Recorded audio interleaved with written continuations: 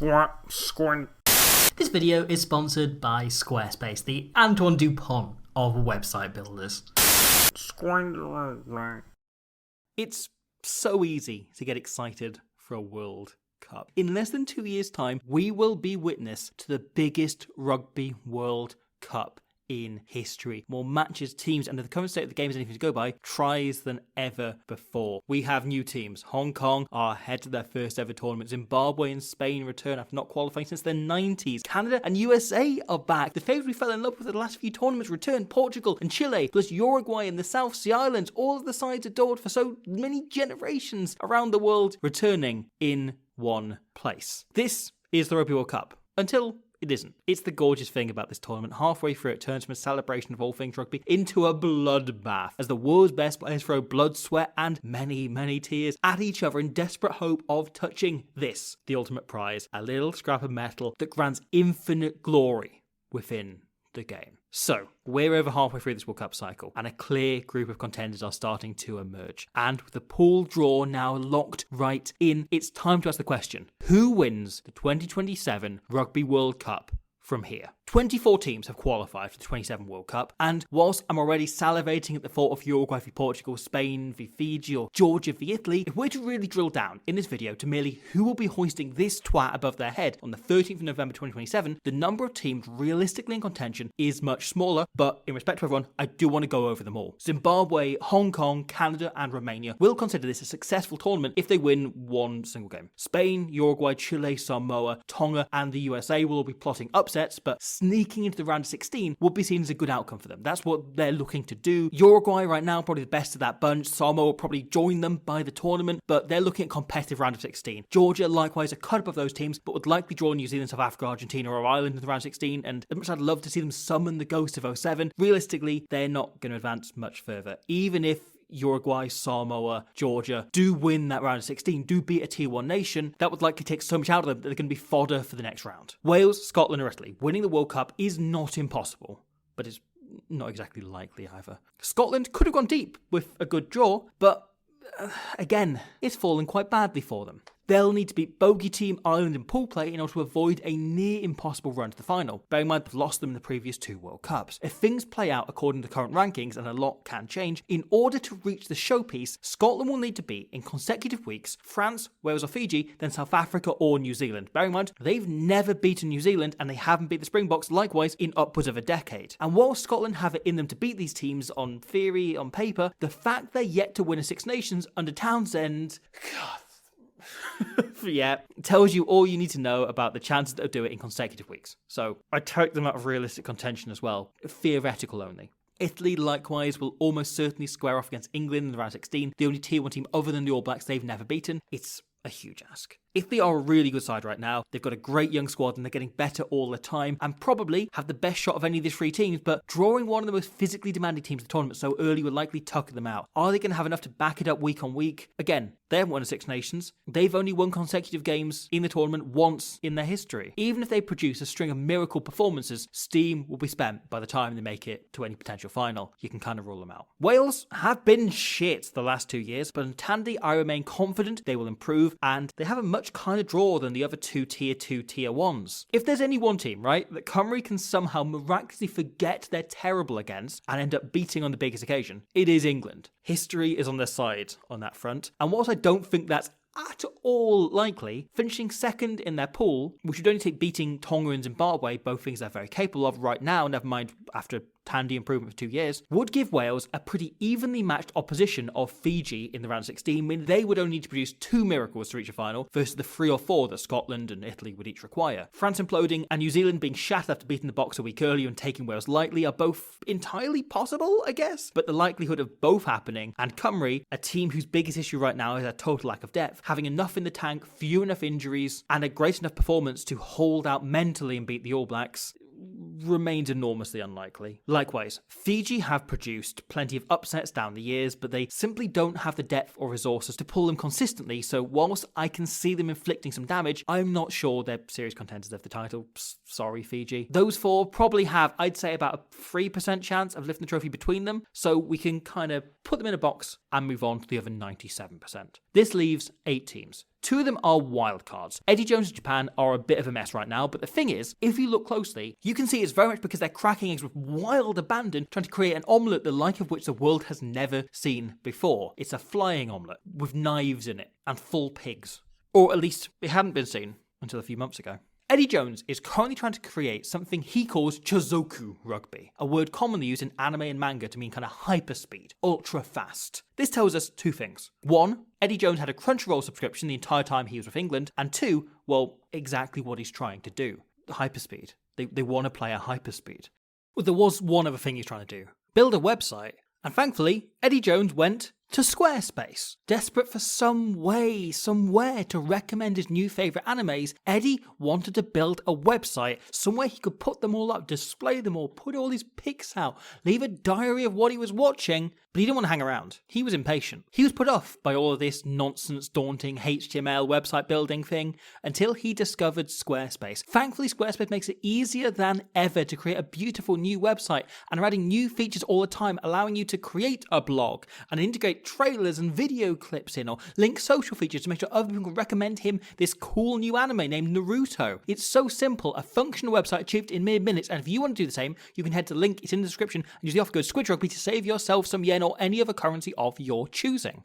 You can see it throughout games they've played over the last 2 years. Japan are getting the ball through hands from phase to phase faster than any other team in the world. It isn't all about their ruck speed, but that is a big part. This chance eventually results in them fumbling the ball on the 5-metre line, but demonstrates how, when it works, it can open up even the top tier teams, even England, alongside South Africa and France, one of the most physically demanding teams in the world. A little grubber behind England's hammer defence here gets them up on the front foot, and the moment Japan gets the momentum, the system is set to keep attacking the same spots. Think of it like they're in a knife fight. Knives pulled from that omelette. And they're just flailing about for most of the game. They're just flailing at you, trying to get one cut. Then the moment a drop of blood is drawn by their blade, they just relentlessly go after the same spot, wrecking the shit out of one bit of your arm, making loads of cuts on the same patch of skin. That's going to hurt more than having loads of cuts on different parts of your body. This pass from Leach looks like an inside tip, but instead hits Saito out the back on the loop, who flings it round England's aggressive defence with 2 runners on Lee, allowing offload on offload. The same skin, targeted. The same defenders on the grass. They then launch back the previous pod, back up to their feet. Feiwaboso is worried to overshoot, he's the only guy on this side, and Saito can then sew it between them to Dearns, who gets it wide, and if this is a marginally better pass, they're away. They're right on the touchline, this is a proper chance. As it is, Japan can play for a succession more phases once they get into the 22, before going into the flail once more, looking for that gain line go forward, and England get one good tackle in. This is the core game plan. Against the All Blacks, it was even more effective. New Zealand unable to live with them in the opening quarter. It's total speed and efficiency. By targeting the same areas, they also up the pace they're able to play with. As you don't need to wait the extra few seconds it takes to get the ball from one width to the other, you can just target the same defenders to get back up their feet time and time again. It's total speed, but more about efficiency than the pace. Almost the opposite of what Japan were doing under Eddie 10 years ago, where the team went wide to wide over and over. Instead, it's playing expansive rugby in compact spaces, and I've seen enough over the last 2 years to say, yes, this side currently nowhere near, but within 2 years, they could have the beating of a major nation. And I don't just mean Wales or Fiji. They could cause an upset in this World Cup. Or it might not come together. Because the problem is this game plan is incredibly physically demanding. It requires a level of fitness that's beyond the current Japanese team. And we see them generally running out of steam well before the end of the game. Against Wales it wasn't until the final few minutes, but against England and New Zealand it was early second half, and against the Box they didn't even make it to the break before they were visibly blowing. The World Cup is the only time you get proper time with a team to condition them as you'd like as a head coach, which would not just help with the current group, but would allow Jones to also bring back a few players like Kazuki Himeno, Atsushi Sakate, Kaito Inagaki, Kotaro Masashima, all players who've delivered borderline world-class performances in the past in World Cups for Japan, and yet Jones says are not being selected because they're not in good enough physical condition to play his game plan. However, this is also not the first time someone's attempted this. Just a few months ago, Canada coach Kevin Rue pioneered a brand new way to play the game over in the Women's World Cup. No side in the history of rugby union, male or female, has ever played as fast as his Canadian team. Their use of pick and goes and the sharpness of scrum half Justin Pelletier saw this style reach the World Cup final, where they scored first, breaking England open with pace, intensity and accuracy. And then they got punched in the face, repeatedly, by the most physical side women's rugby has ever seen, and they struggled to live with it. Because that's the thing, right? This game plan will not beat the Springboks. It almost certainly won't beat England. It might get a few tries past them early on, but for 80 straight minutes, playing with this speed requires regular game line ball. You need to make the initial insurgent. And against packs that physical, are Japan going to be able to make enough of them to score the likely 4 or 5 tries minimum required to win the game, as at the minute, so many tries are being scored. England, South Africa, France will score that many past them. Yet, Japan's draw does, admittedly, mean they won't meet any of those teams until at least the semi-final. So, hey, at any given point, right, rugby is always in an attack, defence or kicking phase. You have periods where defence coaches work out what the best attacks are doing, defence gets on top. Fewer tries are scored. You have then periods where attack coaches get on top of what defence coaches were doing, more tries are scored. Then you have periods where kicking is just more effective than either. At the minute, rugby has been in the attacking phase, but I feel like we're starting to slide towards a kicking phase, which will probably still be in effect by 2027, where the boot will have taken over from attack as the most dominant tactic in top-end test matches. And if Japan can build a useful kicking game that helps conserve their energy, off the top of my head, perhaps an old-school Ronan O'Gara style approach of looking for touch all the time, putting the ball out, they will have it in them to be much more of a force than we currently think they are. The game currently rewards you playing a lot of the ball, keeping it in hand, looking to attack. That's going to change over the next few years. If Japan change alongside it, but keep this attack as dedicated and careful and smart as it is, I think they have it in them to be much more of a force than we currently think of them as. Not necessarily champions, but they could be the team that causes the biggest upset. For the record, I don't think it's currently likely, but if any team is going to come from nowhere and surprise us once the World Cup rolls around, well, if we're to go on past evidence, it's usually the one coached by Eddie Jones. The other wildcard are the Wallabies themselves. On paper, that Lions series should not have been as close as it was. The Springboks should have waltzed away in Ellis Park, and England last year should have crushed them at Twickenham. And yet, whilst the Wallaby side are far from consistent, they're also the only side outside the top 6 to have beaten all half dozen in the last 5 years. Where teams like Wales and Scotland are somewhat undersized, Australia have a pack physically big enough to match and live with the best, with South Africa, France and England, and a backline now really coming into their own. And they're at home, as Chris Robshaw once told us. We must back ourselves at home. The only problem is, Les Kiss. That's not a proposal, it's the coach's name, the guy who's replacing Joe Schmidt. Now, losing a coach of Joe Schmidt's calibre is always going to disrupt proceedings, but how Kiss will get on as an international head coach remains to be seen in 2025. It's an or 2026 as it'll be.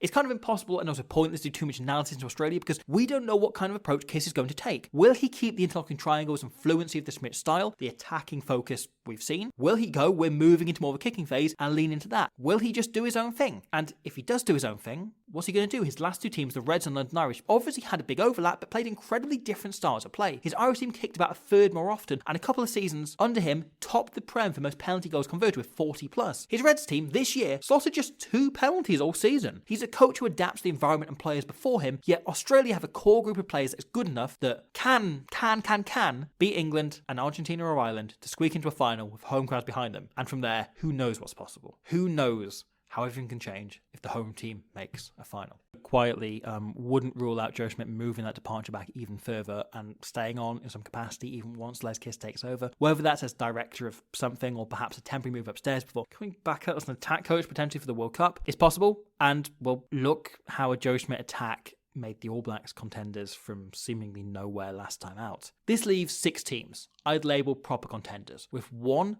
clearly currently ahead of the pack. We're thinking of doing a more nuanced, fuller video on this, but New Zealand rugby right now feels like it's going through a bit of an identity crisis. By the mighty All Black standards, 2025 was a subpar year. Losses to the Springboks, Argentina and England puts them in the pack instead of ahead of it, as the black shirt and their supporters expect. New Zealand are currently an extremely good team. They're a really good team, but because they're short of the standard this jersey demands, and has demanded for over 100 years, it was easy to miss and ignore this. Scott Robertson has built an excellent foundation. Jason Ryan is possibly the best forwards coach in the game and has developed a fearsome and quietly formidable scrum. Bowden Barrett is one of the best kickers of the ball in the game right now, and he's formed the backbone of a set of blue to tactics, kicking the ball infield, putting the opposition in positions that would need to kick it back and gaining territory and launching attacks off that's capable of winning the matches on their own. Cam Roygaard likewise had an excellent year and has become critical to the way the All Blacks exit, varying his kicks but allowing them to scramble into scoring extremely fast. Likewise, the defence is brilliant, less aggressive but controlled and really hard to break down. And yet, because this team wears the fern on its chest, the expectation is there for more than just the results. More than just dominance. The All Blacks are supposed to win with style, with bullshit, with sexy open attack. The All Blacks win with all black magic. And right now, that is not the All Blacks' strength. They're set up to be a very good classic conservative team, like a great England or Ireland side of old, or frankly, let's admit it, Scott Robertson's Crusaders. Yet history, pressure, and perhaps even instinct continues to pull them away from that style of play, away from how a team with the strengths this All Blacks team have should be naturally playing,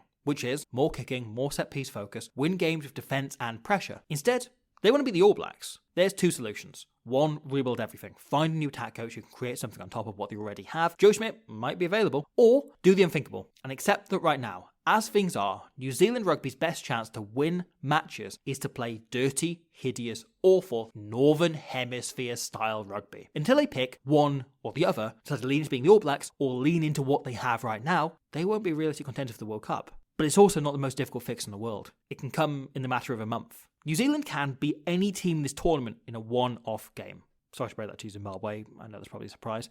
But England, Argentina and South Africa, sides who have lent into that kicking and power game, overcame them. Like, indeed, they were English or Irish sides of old. New Zealand are a flawed team right now, but everything about them is fixable in 2 years. A lot of this feels like the complete opposite issue to Ireland. For generations, the Irish peaking 18 months out from a World Cup has been as grand a tradition as eventually going out in the quarterfinals once they get there. Yet, right now, it's fair to say that isn't the case. Andy Farrell's system has been broadly worked out and the squad he's stuck by in every game ever is starting to creak as the years catch up with them. Farrell is a fiercely loyal man, and that's an honourable, wonderful thing in most regards, but I think Ireland standing any realistic chance in this World Cup hinges on him changing over the next 12 months, probably both his game plan and his players. Otherwise, Ireland's odds are lodged on none of Argentina, England, or the Boks doing their homework and or having the pack to crumble their charge assaults on the game line as they go forward, something that's happened consistently often over the last 12 months. And given there's been almost no hint of either change taking place over the last 6 years, and every suggestion those sides, all three of them, can produce both things, well, just breaking the quarterfinal curse would certainly be a great World Cup for Ireland. Again,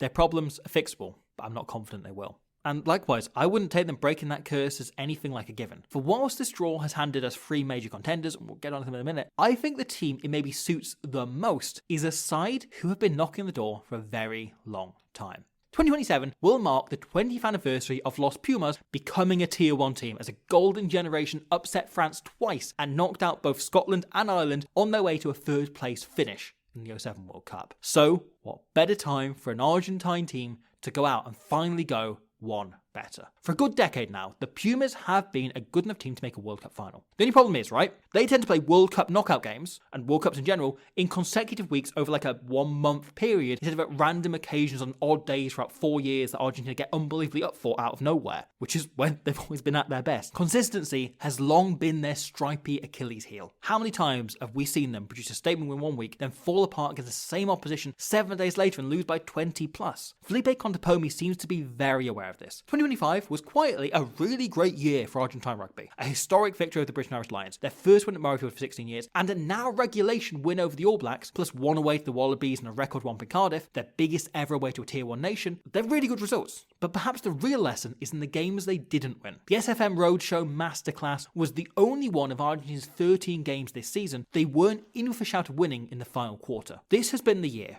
possibly in the history of Argentine rugby, where the floor of their performances, where their weakest performance, you maybe just count that one against South Africa, has been the highest. Their ceiling has always been stratospheric. Always been beating whoever the best team is at that moment. But winning a World Cup requires backing it up, beating the best team, then beating the second best team 1 week later. And that's where Argentina have fallen short. All 3 of their semi-finals, they crumbled in that 3rd round. Contepomi's team feels that they're finally addressing that one fatal flaw. This feels like the Argentine team that's finally going to go one step forward to me. And if you made me guess, in 2 years' time, who wins that game between Ireland and Argentina at a neutral venue with a perfect Puma pool of attacking-minded teams to build some confidence and get them into their groove, yet all sides with a pack they can disrupt quite easily and get on top of land and play that attacking game, my gut says Argentina are not just looking at a semi-final, but potentially putting in their most competitive performance ever once they get there at the very least. I think Argentina have got a really good chance of making the final. Though, in that prospective semi-final, they shall face perhaps the second favourite of the title, a team who were that even before the draw fell very much in their favour, England. Steve Borthwick's England are the second best team in the world right now, and they're not doing anything differently to 1 year ago,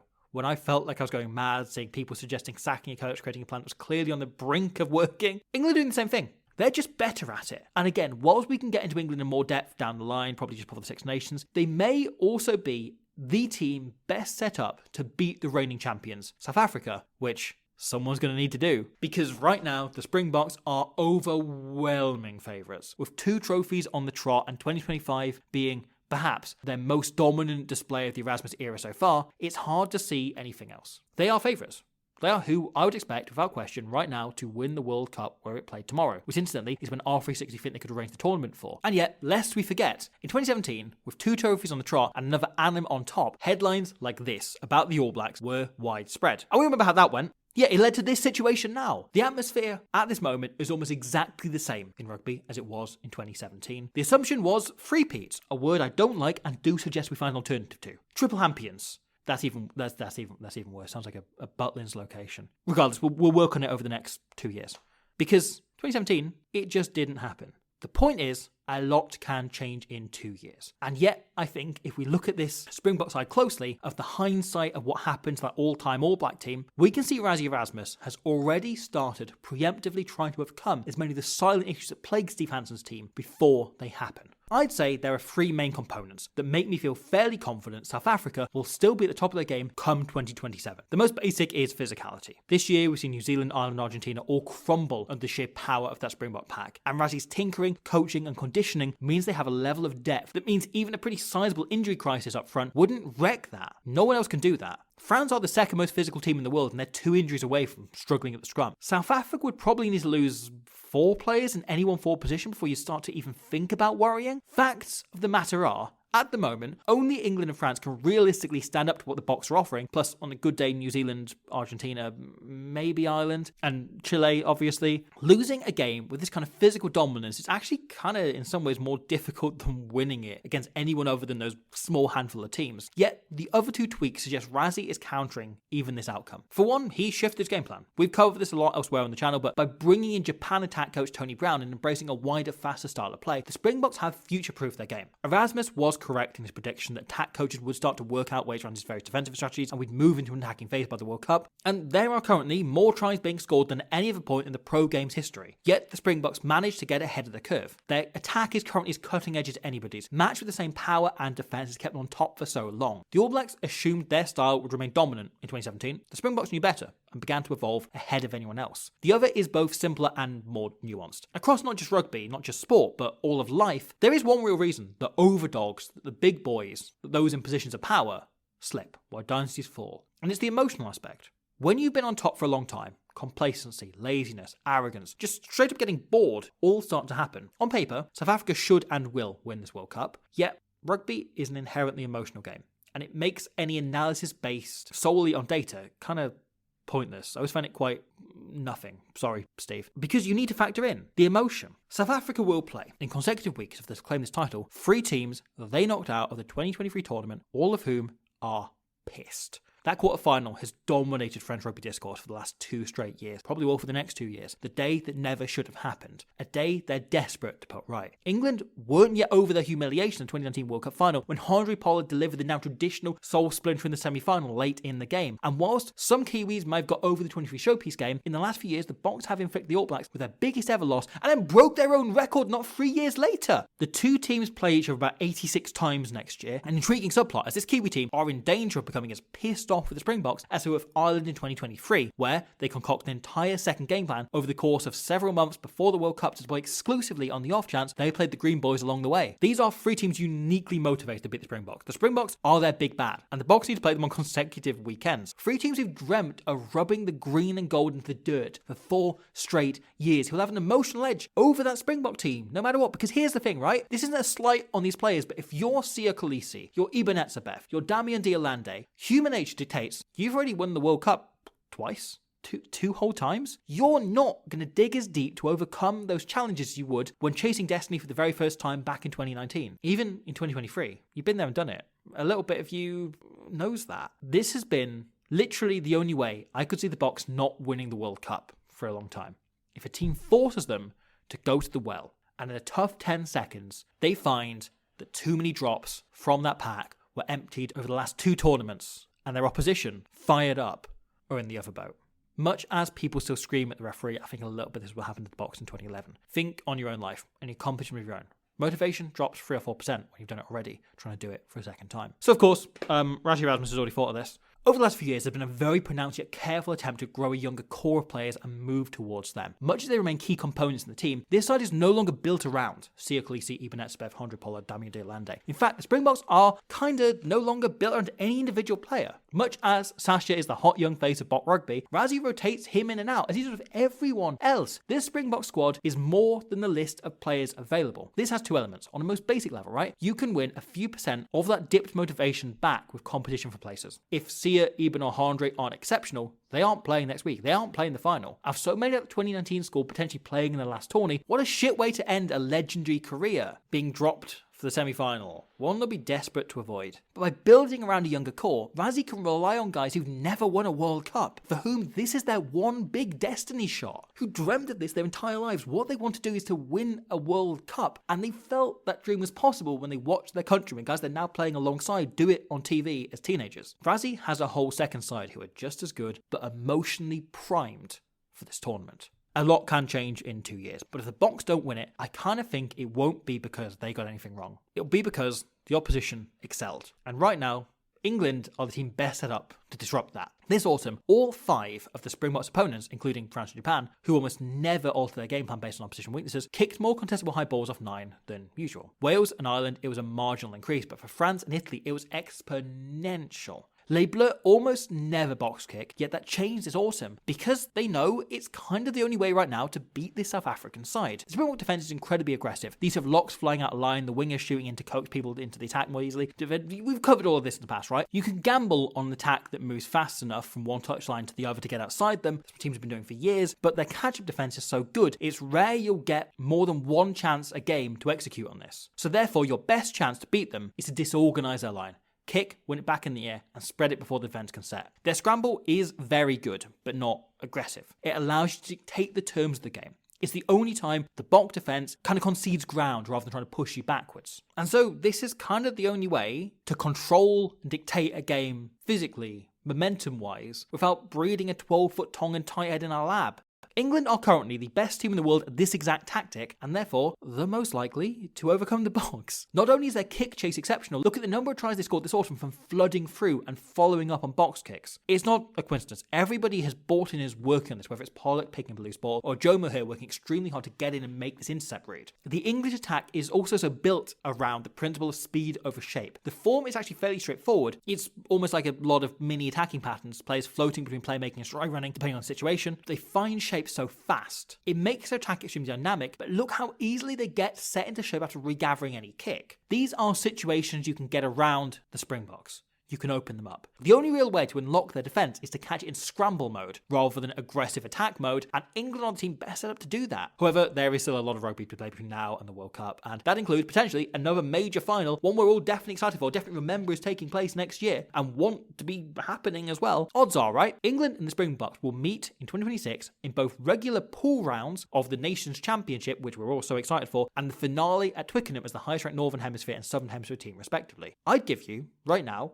pretty good odds on England winning one of those two games. Likely, possibly, taking the World League Rugby 08 Championship thing in the process. And, in doing so, giving Razi Erasmus a full schematic of Steve Borthwick's plan to beat the Springboks and a full year to work out how to counter this ahead of the Cup final people actually care about. If it is in England, the only way I see the Springboks losing is because their opponent in a quarter semi or final has one of those perfect days where nothing goes wrong, where it feels like fate is throwing every pass straight into unmarked winger hands. And that feels like a very France or New Zealand thing to do. Possibly helped by the fact Les Bleus will have a much easier time overcoming Wales or Fiji than the Boks will 3 times champions New Zealand ahead of their semi-final. Because much as we describe Japan and Australia as outside bets, France are this tournament's real wildcard. It's hard to tell how good they are right now. No team has a greater pool of talent, and for 6 years, Galatier has tried to build a game plan that is solely about getting the likes of Untamak, Ramos, Peno, Bielbire, Jalabert, and this guy into positions to produce magic bullshit, to rely on talent over structure or hard work. And then this autumn happened. Perhaps they're finally following the Springbok lead or looking to fix the roof while the south of France sun is shining, having won the Six Nations this year, but France have changed their entire kicking game for the 3rd time this World Cup cycle. cycle. Leibler this autumn began kicking contestably. And whilst the likes of Luku, Legaric and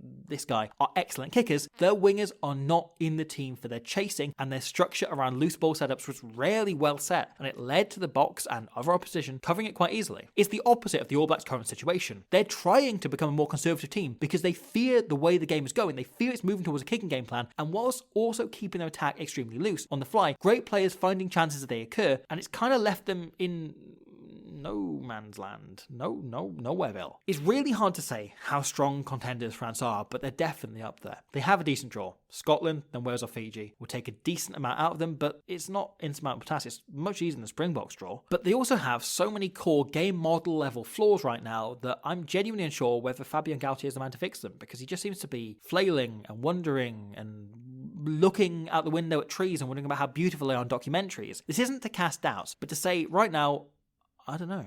I genuinely don't know. He's clearly sensed something needs to change about this team, but is he making the right tweaks? Is he going to make the right tweaks? Because none of the shifts to his game plan worked in the autumn, and we'll see whether some of the detail is fixed by the Six Nations, because it will need to be with England on such a high. And yet, we almost need to talk about him as a separate contender. This guy. Antoine du Goddamn Pont. The best, most talented, most capable all-round rugby player the game has ever seen. I stand by that. In 2023, he was the face of the sport. In 2024, he rose to even greater heights, putting in a performance for the ages to win the Champions Cup and another to gain an Olympic gold medal. In a weird way, I think spending most of 2025 injured might turn out being a good thing in the long run for a golden wardrobe. The pressure is off him. The talk and anger, a disproportionate amount of it I got tagged in, has subsided. And maybe, just maybe, he can be a rugby player again. He can just get back to doing magic with no one talking about him. Because when he's on fire, there is nobody with the all-round skill set in the game's history. If Antoine Dupont is at the absolute peak of his powers, France will win this World Cup. They just will. In the same way Toulouse won the 2024 Champions Cup, because Antoine, at his best, just decided he wanted to and locked the hell in, putting in a performance that was genuinely perfect and unbeatable. Rugby is a team game, and no individual can win the World Cup on their own, but Antoine isn't any individual, and he's backed up by a good enough team that he can guide them all the way. If Dupont, on the other hand, is at 90% of his best, France are major contenders, even if they fix none of the game plan areas. On the other hand, if Dupont is at a similar mark to 25 Six Nations, where he wasn't at his best, yet was still the best come off in the competition and creating tries with complete ease, most assists, even without playing a couple of the games, France are there or thereabouts for the title. Still, if Dupont is injured, however, Galtier may have his work cut out, drastically reduce their chances. A lot will change between now and the 2027 World Cup final. 5 of the 11 Tier 1 nations changed their coach between this stage and the tournament last time out. South Africa were their worst ever world ranking at this stage of the cycle beforehand and just lost to Italy. Predicting this tournament from this far out is almost certainly just for fun. Because ultimately, right, that's what this video is for. At the moment we stand, based on the evidence we have in our eyes, I'd rate the contenders as something like this. South Africa, probably around 50% odds to take the title. England next up at 20%. France in third with 10%, dropping to about maybe 4 if Antoine gets injured. The other 6% would be shared between New Zealand and South Africa, who would face a much less fierce task in the semi-final. Then maybe this is a hot take, right? But in fourth, I'm feeling this in my gut. Argentina, about 5%. New Zealand, also around 5%. But, you know, a little less exciting to say. That takes up 90% of the pie. Ireland and Australia would be the biggest of the others, probably sharing 6 or 7% between them, with the other 17 teams taking about 3%. Most of that going to Wales, Italy, Scotland, Fiji. It's so easy to get excited for a World Cup. And 2027 promises to be the biggest ever, with more teams, more games, and more goddamn rugby than ever before. A celebration of all things egg until it turns into a bloodbath. And it's just under 2 years away. And man, I already cannot wait.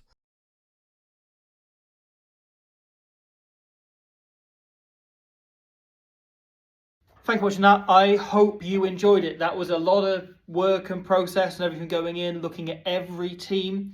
However, there is more rugby to be looked at, because Moments of the Year will be up this time next week. Really exciting stuff. We've got that. We've got Team of the Year coming up. We've got another very exciting video, which is either up or going to be up in the next couple of days, which you will see very soon. Some technical stuff. Yeah. Big deep dive into an area of the game that's very popular. We've got loads of great stuff. I'd like to say great. I'm very happy with it. Yeah. Of the year, including a book. So Rugby, what's that? There's a link in the description if you want to have a look at that as well. Please go and have a look. I wrote it. I did all of the words in it. I believe so. There may be some words from the publisher. Things like illustrations by, I didn't personally write the You didn't write Squid Rugby Presents? No, I didn't. But No. I wrote the words that most of the vast majority of words in the book were written by me. That is on the link in the description, sorugby.co.uk. If you want to know what rugby is, you have to get this book. Yes. It's the only way. It's Moments to Eat next week if you want to know why rugby was great in this year. Yeah. And if you want to know who was great at rugby, Team of the Year will be coming the following week. And to finally answer the big question of this video of who is going to win the next Rugby World Cup, I think we all know that rugby is going to be the true winner. Rugby.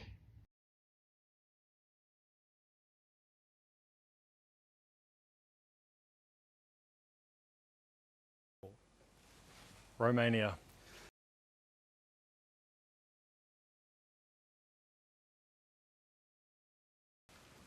Portugal.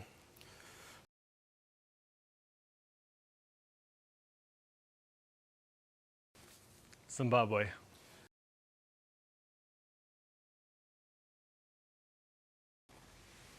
Samoa.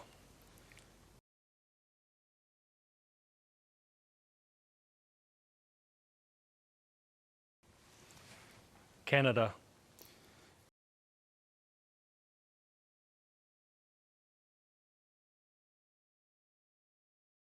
Hong Kong, China.